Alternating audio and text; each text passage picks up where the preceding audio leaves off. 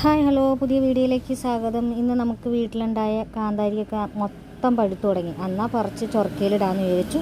ഞാനങ്ങനെ പഴുത്ത മുളകൊക്കെ മാറ്റി വെച്ചു. പച്ച കാന്താരി അധികം പഴുക്കാത്തതും കൂടി എടുത്തിട്ടുണ്ട്. അപ്പോൾ അതൊക്കെ നന്നായി കഴുകി വാരി ഒരു പ്ലേറ്റിൽ ഇട്ട് കൊടുത്തിട്ടുണ്ട്. അതിനുശേഷം നന്നായി ഇത് തുടച്ച് ഈർപ്പം കളഞ്ഞെടുക്കണം കേട്ടോ. അങ്ങനെ ഈർപ്പം കളഞ്ഞ് എടുത്തു വെച്ച പച്ച കാന്താരി നമുക്കൊരു ചില്ലുകുപ്പിയിൽ ഇട്ട് കൊടുക്കാം. കുറച്ച് ചില്ലുകുപ്പിയിലേക്ക് ഇട്ട് കൊടുത്തതിന് ശേഷം അതിൻ്റെ മുകളിൽ ഞാൻ ഉപ്പിട്ട് കൊടുക്കുന്നുണ്ട്. പിന്നെയും ലെയറായിട്ട് കാന്താരി മുളക് ഇട്ട് കൊടുത്തതിന് ശേഷം വീണ്ടും ഉപ്പ് ചേർത്ത് കൊടുക്കുക. പിന്നെ ഞാൻ കടയിൽ നിന്ന് മേടിച്ച ഒരു സിന്തറ്റിക് വിനാഗിരിയാണ്.